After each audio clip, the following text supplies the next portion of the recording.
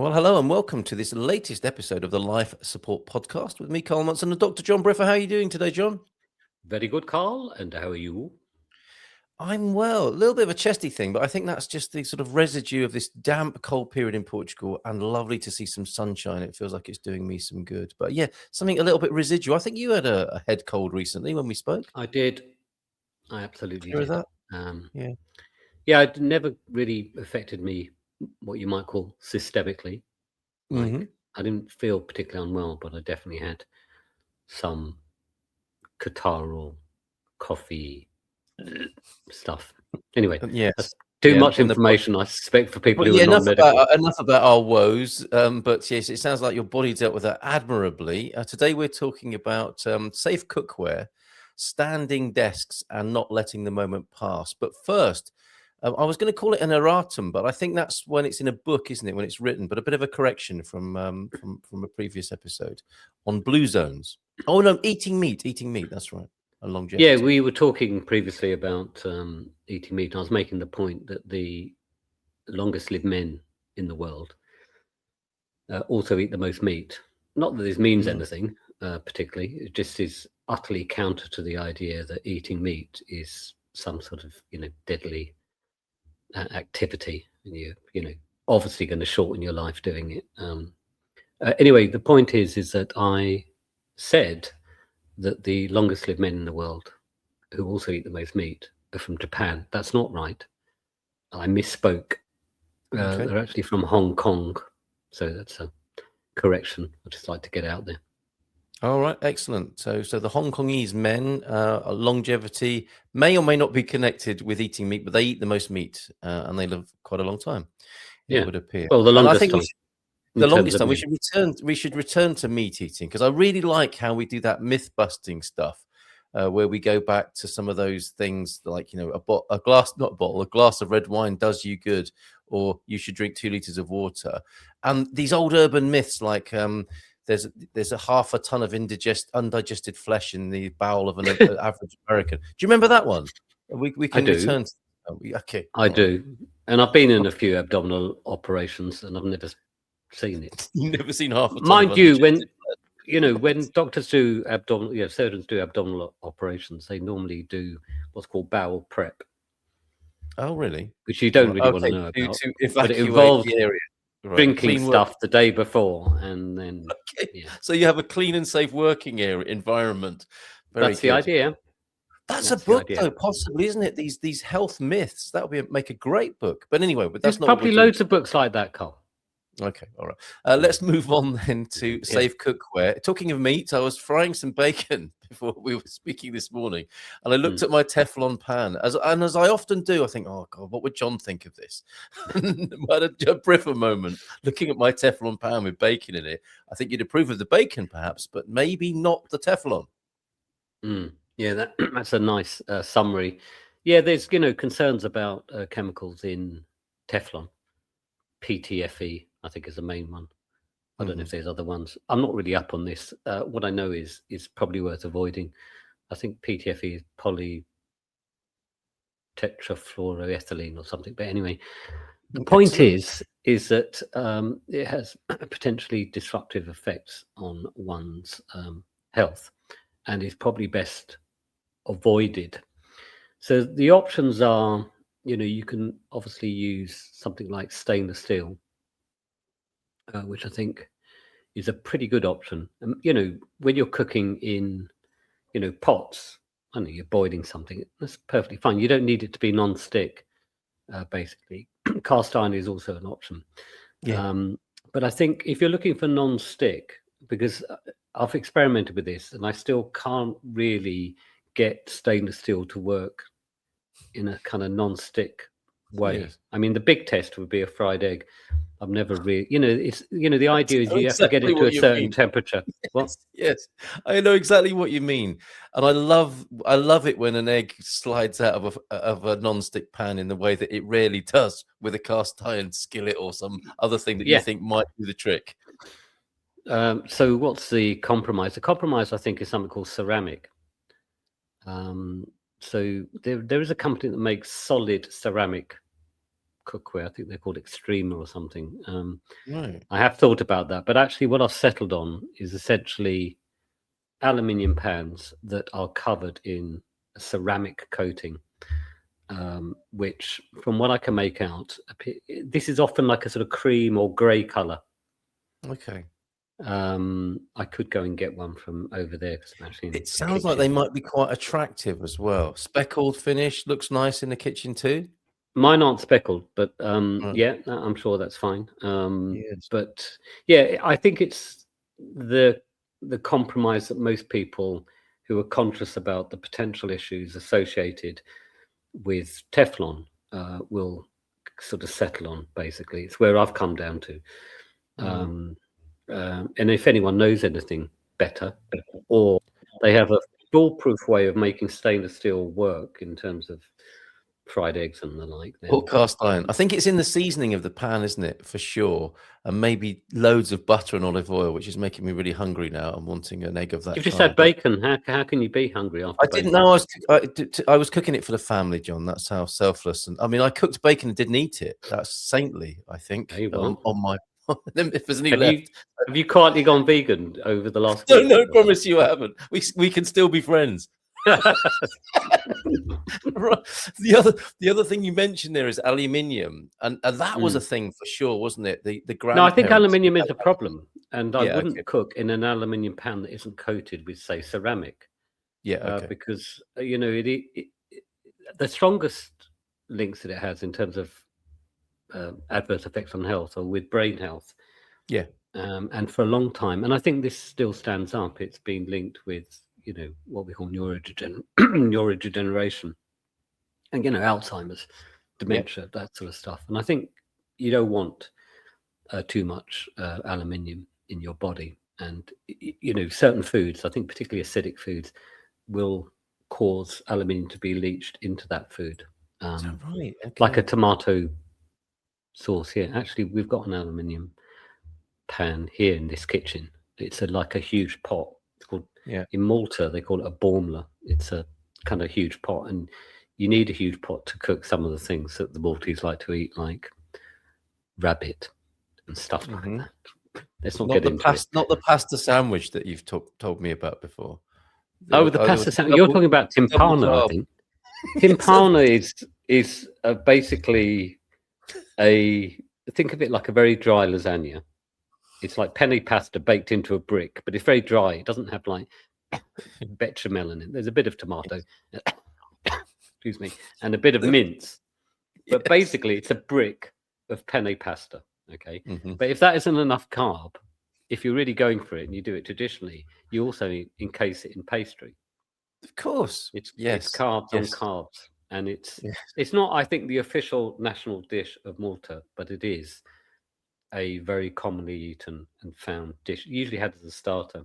But I remember when I was growing up, my mum would cook it, and it would last sometimes for 2 or 3 days. But by the time you got to day 2 or 3, the whole top, and she wouldn't put pastry on it, but it would be all crispy on the top. So basically, burnt. It's very appetizing. Basically, burnt pasta on the top. Yeah, and then compacted stand by pasta with speckles of mince in it. The Please Feed Phil episode with that dish he'll have uncovered it in a remote Maltese cafe, won't he? At some point on this show, we'll watch out for that. Remember where you heard it first. But we were talking about aluminium and the injurious effect possibly, and the Alzheimer's connection, degeneration of the brain with aluminium. So perhaps have it coated with ceramic. But basically, what we're talking about, what you're talking about, is avoiding the sort of things that you find in an Airbnb, the Teflon pan with all the bits coming off, and an old cheap aluminium stuff. Maybe some better alternatives are available. I suppose on this topic now, I think about it, you might think about utensils as well that you're going to use. Yes. You don't want to be scratching the ceramic coating or any coating, but particularly the ceramic coating in this context. Yeah. But you don't really want to use plastic maybe either, because of the potential for microplastics to end up in your food supply. Yeah. So I've come down on wood. Yes. You can't use metal; it's too abrasive. We don't want Okay. plastic. So what are you left with? Wood. Now the problem is, I've noticed with wooden utensils is very often like you imagine a fish slice. Hmm. They're quite blunt at the end, right? So you can't really get under the fried egg particularly easily with it. So I've noticed, or in my case, my tactic is just use a sander to put an Seriously? edge. Yeah. Okay. All Yeah. right. Wow. Yeah, sorry, Who it's knew? probably, again, too much information for people. Well, Doesn't I'm take I'm long, it's just a few fascinated. I'm minutes. fascinated by that, but it's a good alternative because in my mind, the perfect fried egg involves all the things you're advising against, like a Teflon pan and a plastic egg slice or whatever it's called. Yeah. But that's a great tip on the wooden utensils. Very interesting. We had a sunny day here in Portugal, and it's been a long while coming. But I was reminded of a little reel I saw where somebody was talking about wooden utensils, and I don't think they dried them in the sun, but that's what I did. And you'll see the moisture coming out of wooden utensils if you leave them in the sun. So they do need to be washed properly, but maybe in a dishwasher with a bit of steam and then dried thoroughly. And you'll see it kind of condensing on the surface. And then I think you season it after that. Yeah. Perhaps the gold standard. You'll oil it with something. Yeah, Yeah. just put Yeah. some olive oil on it. By Yes, the indeed. way, while we're on this topic, we may as well discuss chopping boards, which I think Yes. people feel that plastic chopping boards are somehow cleaner than wood. And that might be true, but again, chopping into plastic and then having some of that plastic end up in your food probably isn't a good idea. So I'm a strong believer in wood. And also, I don't particularly mind the idea that there's some, bacteria around, because there's bacteria everywhere. It's not like we live in a sterile environment. And if you're familiar with something called the hygiene hypothesis, which basically argues that you want some germs in your environment so that your body it's a form of hormesis, which we talked about recently. Absolutely. You're exposing your body to something that can continually, if you like, challenges and primes your immune system so it's in good shape should something particularly significant, come along. This is the idea of, when food drops on the floor and not worry too much about that. I mean, it depends what it's dropped into. Yes, sawdust and hair. Yeah.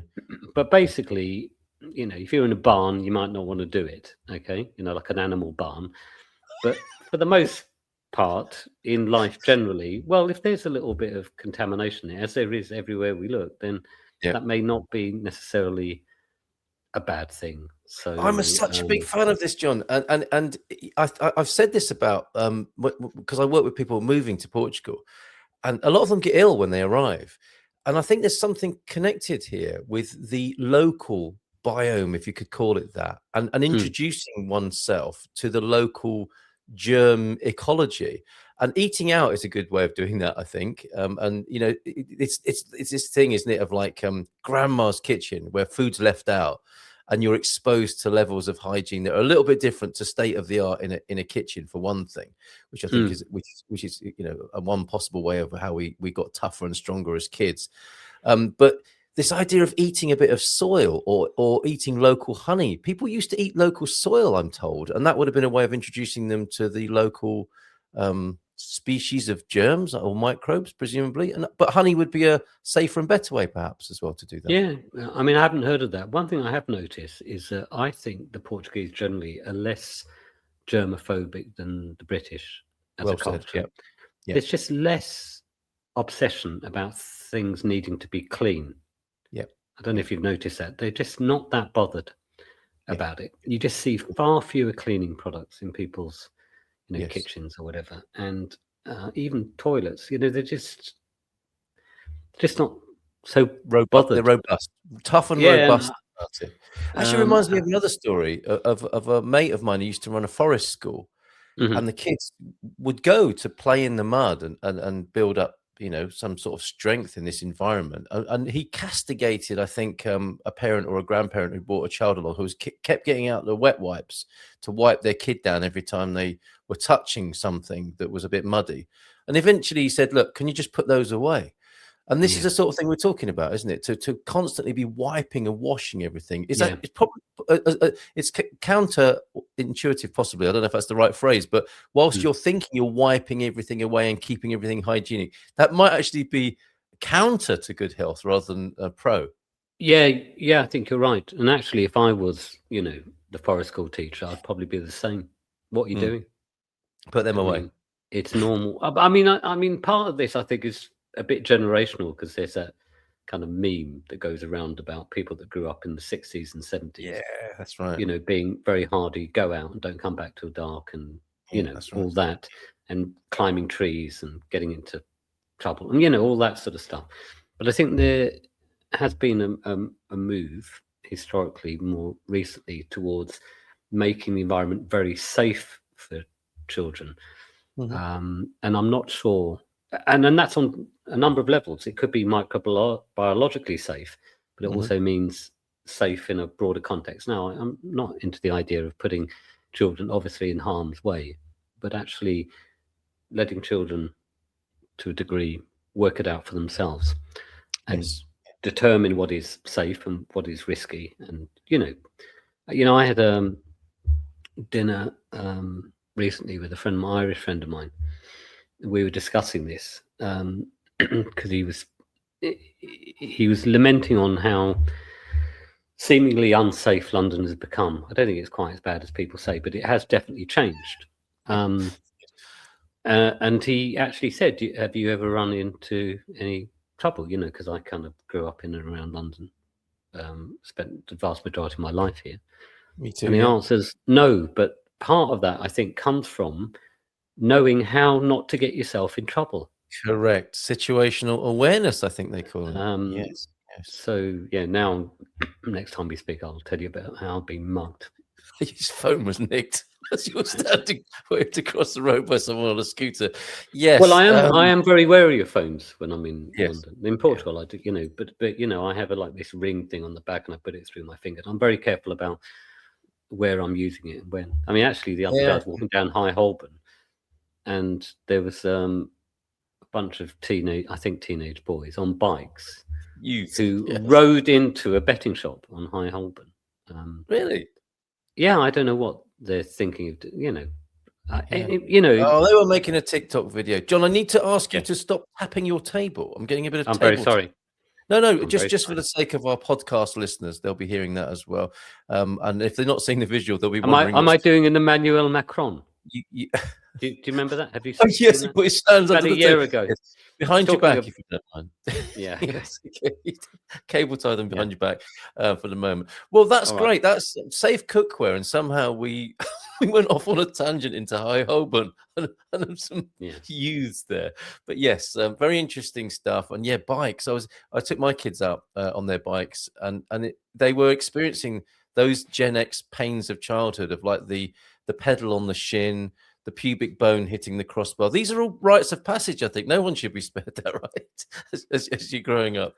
Excellent. Let's move from the forest garden environment to the office environment and standing desks. Other office furniture may come into this conversation, but standing desks seem to be a bit of a thing, don't they? It makes sense to me. I tried it in a sort of podcast studio setting with a bar stool. I didn't really get on with it. I thought it was a great idea, but it didn't work out in the execution. What do you have to say about standing desks? What do you mean with the bar stool? You're supposed to be standing.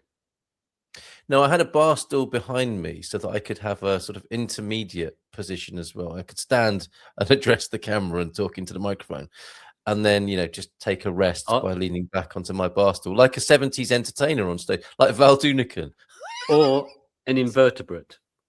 Or an invertebrate, or a terrible old drunk who has his particular place at the bar. Anyway, enough about me. Standing desks.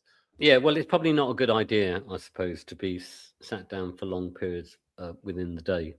Yeah, and in fact, there is some evidence that supports this. There's evidence that shows that when people spend, the great majority of their time sat down, they're at increased risk of certain problems, notably cardiovascular disease. I don't know if you remember, but I think it was Tim Cook when they launched. I think it was one of the iPhones. No, the Apple Watch, I think, where he said something like "sitting is the new cancer," something like that. Oh, really? Right. Okay. I think what he meant to say was "sitting is the new smoking." Yes. Okay. And there is an element of truth here. Unfortunately, these studies are what we call epidemiological studies. They're looking at associations between things. And that doesn't prove that the prolonged sitting is causing the increased risk of heart disease or death from heart disease, for example, which is what the evidence shows.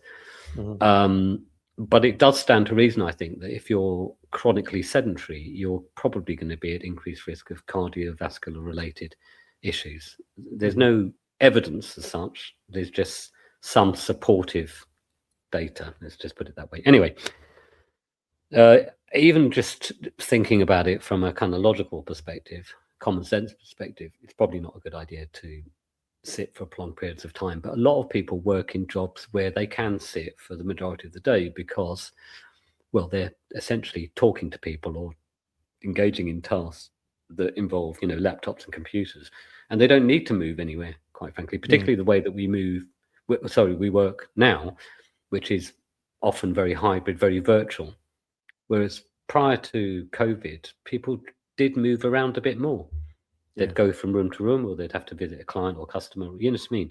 And a lot of that is gone. Yeah. So I think this has become a significant issue. So some people have suggested, get a standing desk, because at least you're stood rather than sat. And there is some evidence, by the way. There's 2 studies that I'm aware of where they've had individuals. They've monitored them while they're, in the normal sitting sort of position.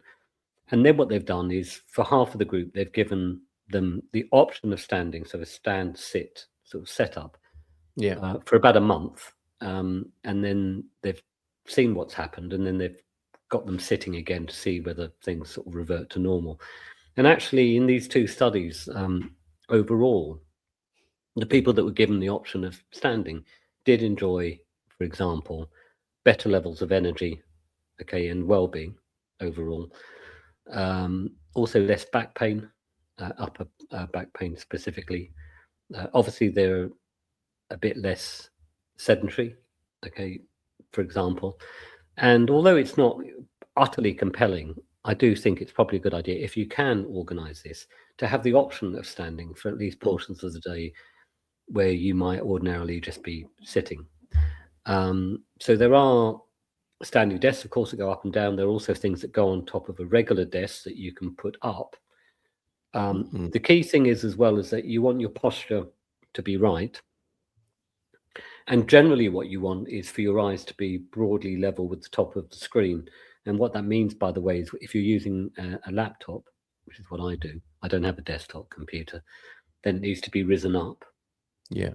Okay. And so you need some There are sort of devices for that now, aren't there? There's much more tech, ergonomic stuff for making a laptop sit up like that as well. Yes, there are. And also the same thing is true if you stand. Okay. So I'm actually in London at the moment, but in Portugal, I have a sit-stand setup. I think it's called Varidesk. I have no affiliation. No, it's not Varidesk, actually. That's not right.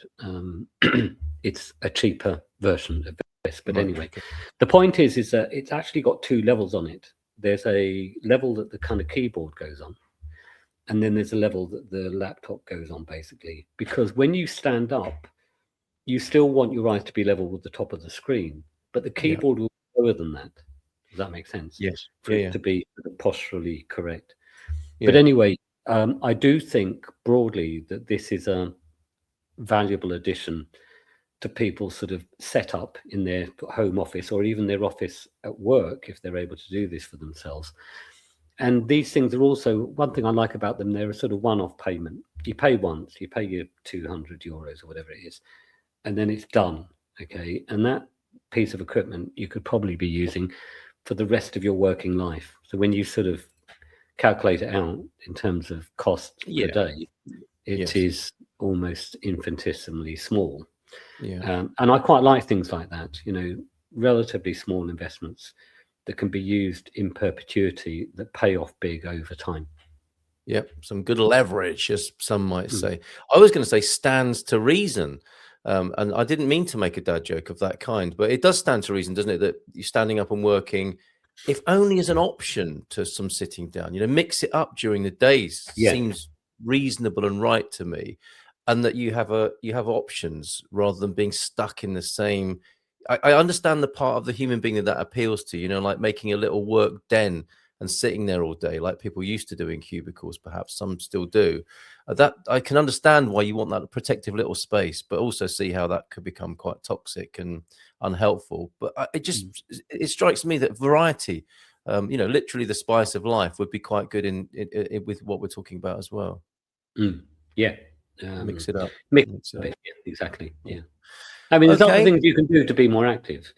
You know Right. what I mean? Well, Have yeah, we bouncing, discussed because that? we talked about the rebounder, didn't we? Get on the Yeah, rebounder fine. for a few minutes. Yeah. Yeah, you're not going to do that in the office, but many people are spending about half the week at home working. You say And, that, and I think slightly inspired by some of our recent conversations. My missus in her studio has a rebounder, red light therapy. So she's built the latest iteration of her office with these things in mind, so she can step away from the desk, do a bounce, or sit down in front of the red lights for a bit, and then get back to the work a little bit after that. Very That's good. great. Okay, finally then today, not letting the moment pass, which seems quite appropriate. Yeah. So one of the reasons why I like texting and things like WhatsApp, which didn't really exist when I was a lad, is that it gives you a very soft way to connect with people, or just say you're thinking about them, or whatever. The problem is, I think what happens with a lot of people, they may get this sort of initial impulse, oh, I'll contact that person, see how they are, or maybe something more significant like a birthday. But unless it's acted upon pretty immediately, there is a tendency, I think, for these things to get lost. And therefore, my advice generally is that when you get an impulse to, for example, connect with someone, that you should act on it immediately, because, of course, it's only a 1 or 2 minute task, if that makes sense. It doesn't necessarily have to interrupt the flow of the day very much. But if it's not acted on, on impulse relatively quickly, chances are, again, the moment is going to pass and you're going to sort of lose the opportunity. So I'm a great believer in fact, I'll often say when I write a message to someone, maybe someone I haven't contacted for a while, I haven't had any contact with, I'll say, I thought of you just now. And rather than let the moment pass, and I'll say something like, there's no agenda here, I'm just saying hello, like that. Boom. Doesn't have to be anything sort of more than that, I think. But you could also apply this, I think, to work. Years ago, I read a book by an American called David Allen, Allen, and it's called Getting Things Done. And it's a bit of a Bible of productivity, I think. There's a few things in that book that I think are good. One of them is this idea that you should get ideas out of your head. Yeah. And have your mind really as empty as possible. Yeah. And I totally agree with this, by the way. Same here. That there's really nothing on your mind, so that when you come into any situation, you're recording a podcast, you're having a conversation, you're trying to settle down on a piece of work, doing a bit of public speaking or whatever, that you've got a completely blank canvas. And that, I think, is what actually facilitates good communication and creativity. Yeah. There's room for these ideas to come in and not be distracted by other thoughts. Anyway, so one of the things that he talks about is this idea of getting stuff out of your head. And there are ways of doing that, where you, I don't know, for example, prioritize tasks and then you schedule them into your diary. I think we discussed the Zeigarnik effect previously, which is great. But also he's got this sort of idea of a 2-minute rule. If there's a task and you estimate that it's going to take 2 minutes or less, just do it. Yeah. Yeah. Makes because sense. now it totally is off your mind, right? You've done it now. You don't have to think about it. You don't have to write it down anywhere. You don't have to remember to do it. You don't need to schedule it. It's just done. Yes. And I think, whether it's work related, it could be a very quick email, for example, for someone, or it's more personal. You think of someone and you're reaching out, then applying this sort of 2-minute rule is generally the right thing to do for most people. And there's a little dopamine hit with those quickies as well, I think, isn't there? A couple of things that come to mind while you were saying this. I have had those messages from you, and spookily as well. Sometimes it's mutual, isn't it? It's like, wow, you were just thinking, you came into my mind, and you text someone and say, "That's funny, I was thinking about you as well," which is a whole other conversation of what morphic resonance or the field or Lynn McTaggart or something like that. But I think it's beautiful to do that. I completely agree. And I think I've got a little bit of I don't know, something compounding or becoming a little bit difficult about that. I use Google Keep Notes, and I follow that. I didn't know it was Alan who came up with that, but I've been using that for a while since I've heard it. You know, if it, or it's in my mind anyway. If it can be done in a minute or two, just get it done. But What I've is also, Google Keep Notes? Sorry, I'm not familiar. it's just a note keeping, like a post-it note Okay. system. Google's Okay. own sort of version of that, where you can just make quick notes. And the benefit of that is that you get them out of your head. They're not like I imagined when you were talking, like a sort of an arena of your mind that's clear. But what the sense I get is that if you don't deal with something, it kind of stays on the periphery and it weighs just in the distance. You know, it's there. But if you kill it off by dealing with it, there's a great relief in that. But what I've Yes. also noticed is by making a note, I've put it into the future, or I've just put it a little onto the periphery. And I had a breakthrough idea with this yesterday. It's like I was looking at something and thinking, I don't have to keep having that as a to do. I could just not do it. I could just delete it. And it was like a third transcendent option. It wasn't like do it or not do it. It was like, why have it at all? I'm just going to kill it off. And I thought there's a number of these on here that are persistent specters, ghosts of things I feel like I should be doing, or they're too big to do in 2 minutes. Just get rid of a load of them, if possible, was what came to me in the last 48 hours, in fact. Yeah, I think that's perfectly legitimate, by the way, because, you know, sometimes we're sort of semi-committing to something that actually we're not interested in doing and doesn't need to be done. Yeah. Yeah. And but you really need to kind of you need to be totally comfortable with the idea that that's not something for you now. By the way, just going back to what we were talking about earlier with the idea of sending texts and WhatsApps or whatever. Another thing that I found quite useful is, as you've experienced yourself, Carl, is voice notes, basically. Podcasts, I call them. Yes, I suppose. Because sometimes it's just too much effort with your fat fingers to, you know, blah, blah, blah, you know, or use speech recognition, then have to go through it and edit it. It's just easier, I found sometimes, particularly when there's 2 or 3 concepts that you want to get over, to speak them. And then the other thing about doing that, of course, is it's much easier for the person who's receiving that message to kind of read what the spirit, the energy is, rather than just the words. Yes, because, you know, the words just on a page, if you like, you know, when you read it, you're not necessarily quite sure what does that mean and what does he mean by that, you know, that. Whereas when you've spoken something, it's just easier for the person to go, right, I get that. I can see what it's saying there and what the, you know. It's a thing though, John. I mean, I do have my, I completely get that. And I have my reservations when I see the little dots and I know somebody's leaving me a message. And the longer that goes on, I'm thinking, I'm not going to listen. I am just not going to listen to this podcast you're recording for me now that you're unburdening yourself with. And I even had somebody who I've said that to send me a message the other day saying, I know you hate these long voice messages, but I'm going to do it anyway. That was their preface to leaving me a message. So I felt a little bit obliged to listen to that. But that's the thing. That wasn't me. Was it? It wasn't you. It wasn't you, by the way. I just put podcast ! When I'm writing back to you, which presumably you think, oh, that'll be good for the podcast. But I'm actually saying, John, this is a podcast that you're sending me right now with your 3-minute message. I tried to keep it under 3 minutes. In fact, I'm looking at the time sometimes going, it's 2:45. Like, wrap it up now. Wrap it up. And I listen to it. Do you know, I get extra value by listening to it in double time, which you can do on WhatsApp, which adds another comedic pinky and perky aspect. Yeah, you can do it. You can feel like you're saving time with people's long-winded WhatsApp messages by 1.5 and 2 times speed. On that note, John, let's leave it there because people might be listening to this and saving a bit of time on 1.5 or 2 times speed. Speak to you next time, John. Take care. Bye for now. Cheers. Thanks a lot. Have a good week.